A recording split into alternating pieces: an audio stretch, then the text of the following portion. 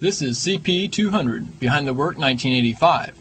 Production date September 18, 1985. Audio production date September 22, 1985.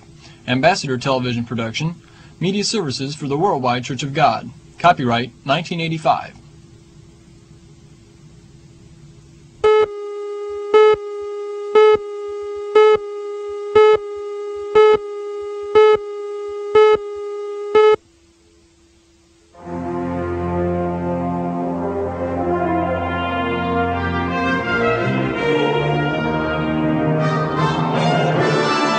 The following is a Worldwide Church of God presentation.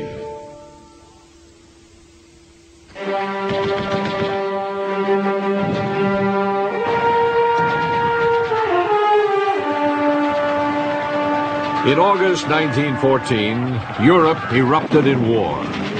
For 4 terrible years, the great powers battled each other until they reached a standstill in the fields of France and Belgium.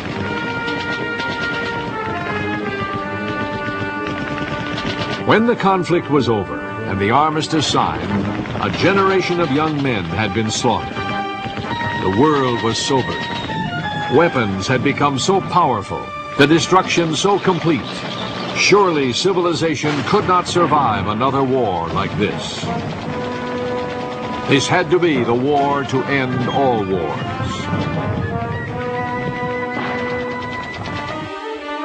Following the armistice, King Albert I of Belgium visited a battlefield in his shattered kingdom.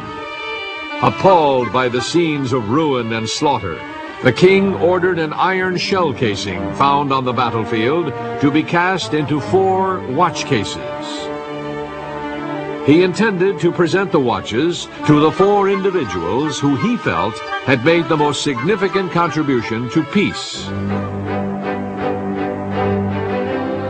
One watch went to Field Marshal Ferdinand Foch, head of the Allied Supreme Command.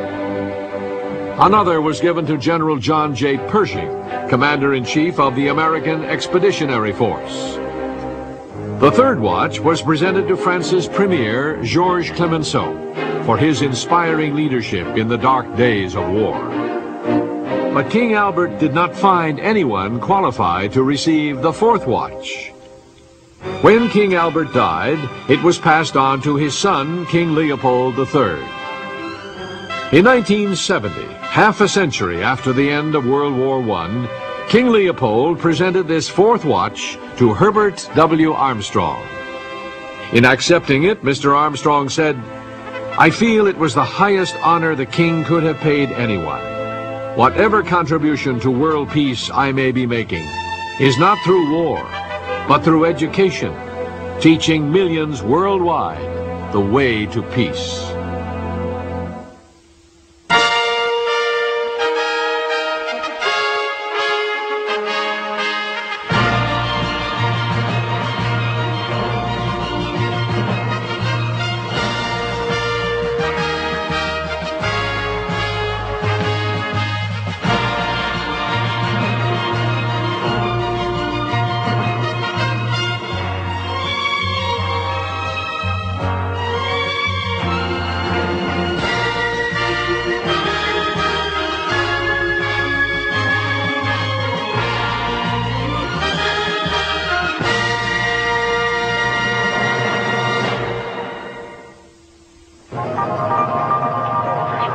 The 20th century has been a time of paradox, the most progressive and yet the most destructive decades in all history.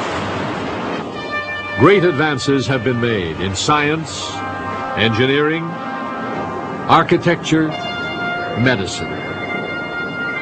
Knowledge has exploded in nearly every field of human endeavor. And yet mankind is still losing the battle against the age-old curses of poverty, ignorance, superstition, and war. A few men have cavorted in triumph in the dust of the moon, but millions still languish in despair in the dust of the earth. Even as we forge ahead with brilliant progress and incredible inventions, we edge ever closer to a disaster which would make the earth once more without form, and void. Is this how it will end? This century of great advancement? And now the weapons exist for the first time in all history when they can snuff out every life of every man, woman, and child on this earth. They can just blast all humanity off the earth until not one of us would be left alive. If some idiot, and he would be an idiot, sets off the nuclear explosion, and today you know that several nations, several smaller nations, have nuclear weapons. And they could start it, and it would go to Russia and the United States and the big nations, and finally there wouldn't be any humanity left. Most of us are asleep, and we don't realize what's going on all over the world.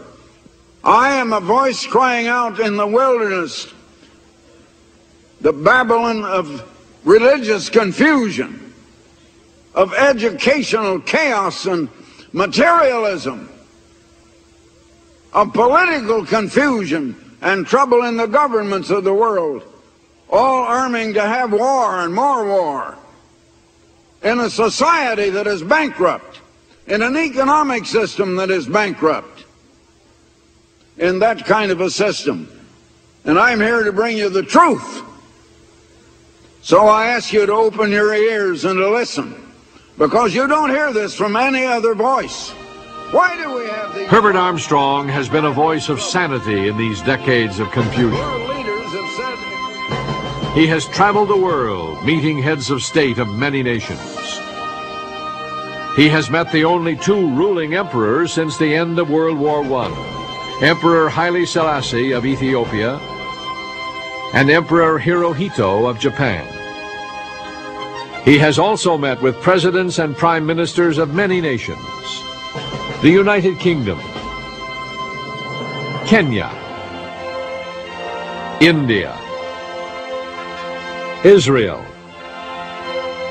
the Philippines, and Indonesia. He has also met all 7 prime ministers of Japan since 1970.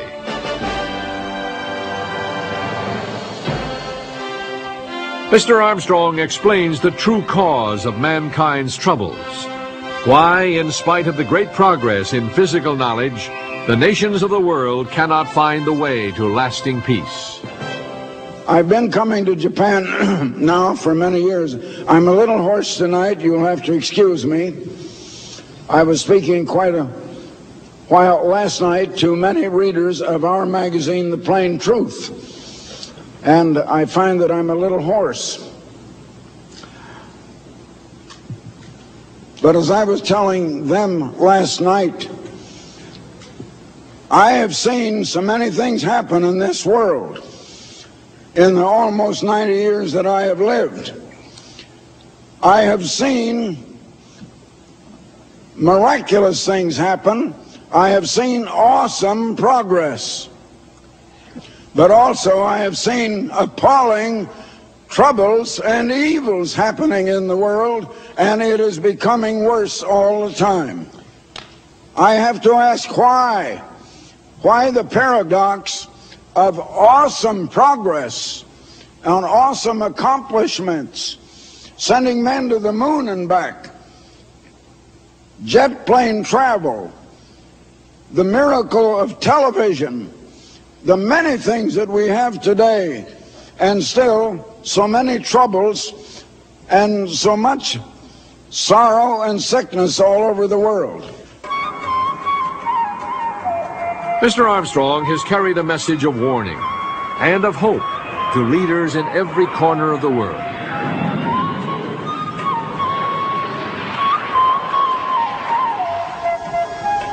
His relentless efforts to explain the true meaning behind world conditions have earned him the title Unofficial Ambassador for World Peace.